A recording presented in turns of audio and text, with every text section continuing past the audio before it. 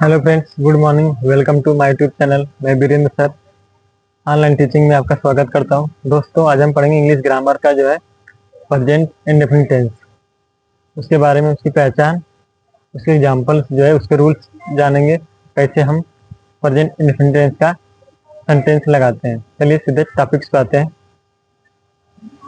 क्या दिया है? प्रेजेंट इंडेफिनिट टेंस, इसकी हिंदी होती है अनिश्चित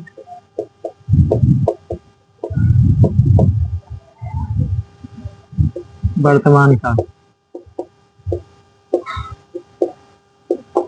इसकी पहचान जानेंगे।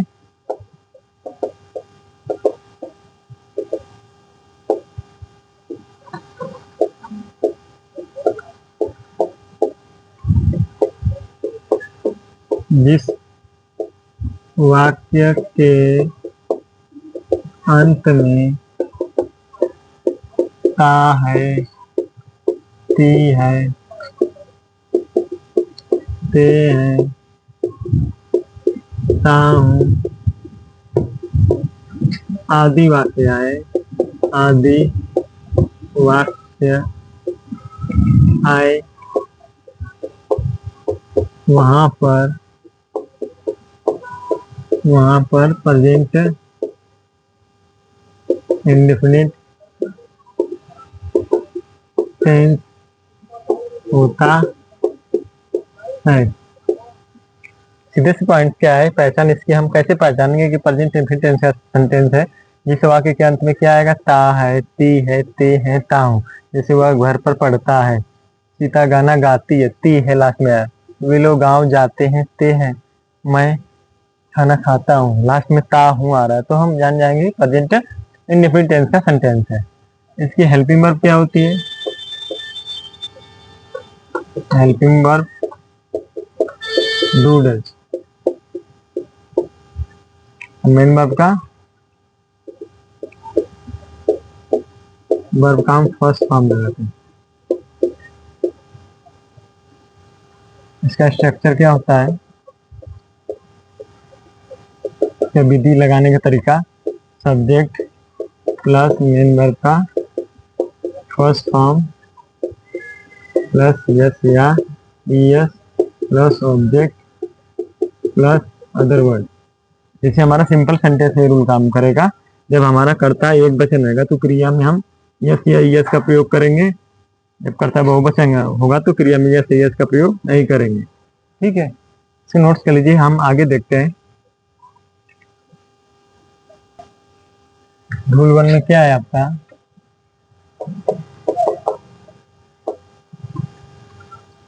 Subject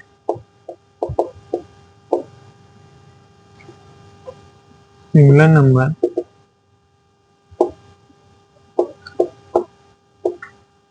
with use to. जब कर्ता एक वचन आएगा तो उसके साथ वर्ब में यस या ईएस का प्रयोग करते हैं।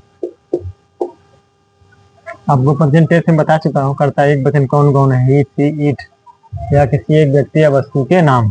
ठीक है, एग्जाम्पल्स क्या हो जाएगा? जैसे मैं सिंगल सब्जेक्ट है, वह घर पर पढ़ती है।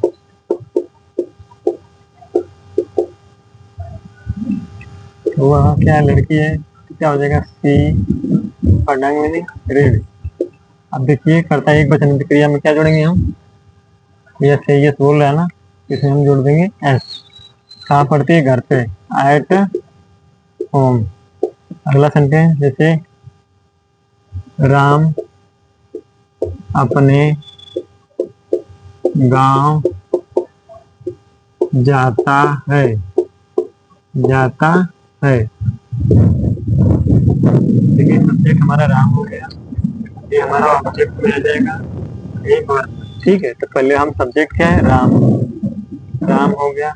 इसके बाद क्या आएगा? वर्ब। ठीक है, अब जाना, जाना का मीनिंग क्या होता है? गो। अब देखिए, राम सिंगुलर नंबर है एक वचन है ना, तो इसमें हम क्रिया में यस या ई एस का प्रयोग करेंगे। ठीक है, राम गोज टू, कहाँ जा रहे हैं? अपने गांव। तो देखिए अपने के लिए हम, राम लड़का है तो सब्जेक्ट बनेगा ही, एक हिसाब से अपने के लिए हम हिज लगाएंगे, तो हिज क्या हो जाएगा? विलेज। तो दोस्तों अब समझ में आ गया होगा। हम अगला पॉइंट देखते हैं रूल 2 में।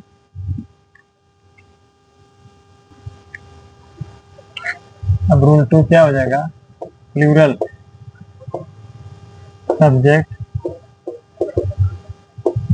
विथ यूज टू वर्ब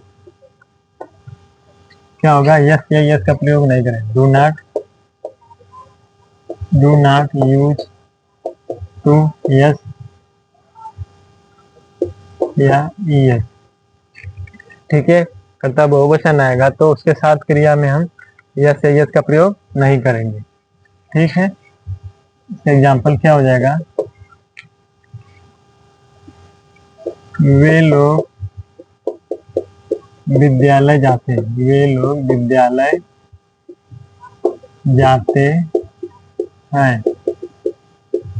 अब देखिए क्या बोल रहा है? कर्ता बहुवचन आएगा तो हम क्रिया में यस या यस का प्रयोग नहीं करेंगे।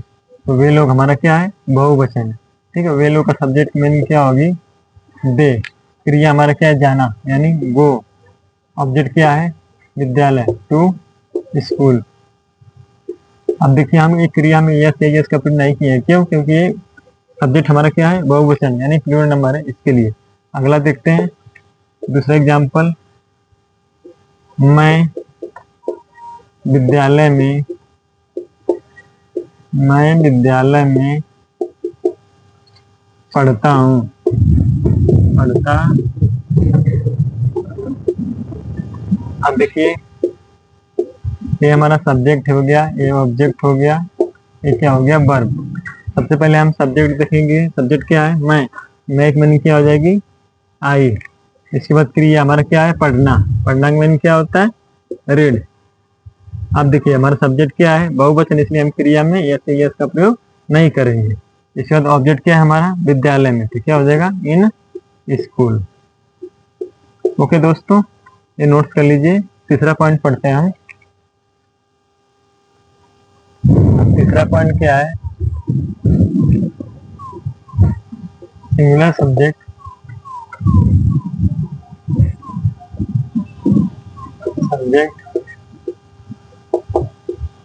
विथ यूज टू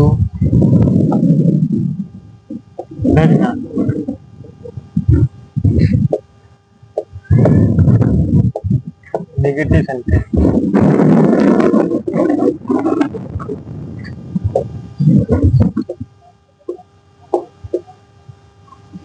जब कर्ता एक वचन रहेगा तो हम डज नॉट का प्रयोग करेंगे, वो भी कब? नेगेटिव सेंटेंस आएगा तब।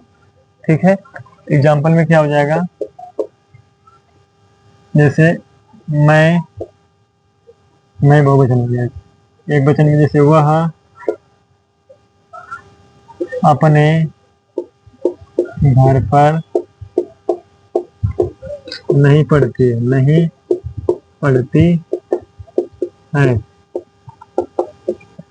कब यूज करेंगे हम डज नॉट का प्रयोग? जब नेगेटिव सेंटेंस में कर्ता एक वचन आएगा, यानी सिंगुलर सब्जेक्ट रहेगा तब। ठीक है, वह क्या है? हमारा सिंगुलर सब्जेक्ट है। ठीक है, वह अपने घर पर नहीं पढ़ती है। ठीक है, वह मीनिंग क्या हो जाएगा? लड़की है तो। अब देखिए इसके बाद क्या होगा? अब हेल्पिंग वर्ब हम डज नॉट का प्रयोग करेंगे। अगर बहुवचन होता तो डू नॉट का लगाते हैं, लेकिन अब एक वचन है तो does not. Does not negative sentence है।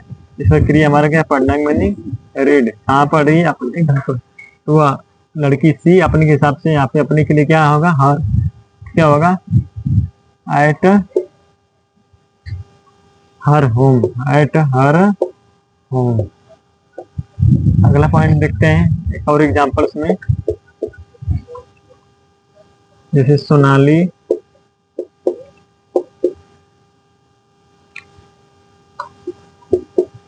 गांव में नहीं पढ़ती है,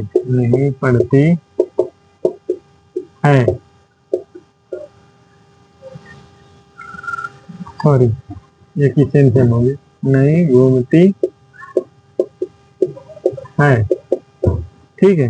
अब सोनाली गांव में नहीं घूमती। सोनाली हमारा सब्जेक्ट है। सोनाली एक वचन है तो हम क्या लाएंगे, does not. Sonali does not घूमना मीनिंग वांडर। गांव में इन स्कूल। तो दोस्तों समझ में आ गया होगा, जब हमारा कर्ता एक वचन आएगा नेगेटिव सेंटेंस में तो हम डज नॉट का प्रयोग करेंगे, अगर बहुवचन आएगा तो डू नॉट का। तो पहले फिलहाल हम पढ़ रहे हैं डज नॉट, यानी कर्ता एक वचन है, ये सब एक वचन है तो हम डज नॉट का प्रयोग करें, वो भी नेगेटिव सेंटेंस में होता है। ठीक है, नोट्स कर लीजिए। अगला पॉइंट देखते हैं। Last point, plural subject with use to do not. Negative sentence, मैं पपीता नहीं खाता हूँ, क्या हो जाएगा, meaning I do not, meaning it to papaya. अगला पॉइंट, हम लोग विद्यालय में नहीं कूदते, तो हम लोग मीनिंग वी डू नॉट, कूदना मीनिंग जंप, इन विद्यालय में इन स्कूल। जब हमारा कर्ता बहुवचन आएगा तो डू नॉट। तो दोस्तों आज के लिए बस इतना ही। Thank you.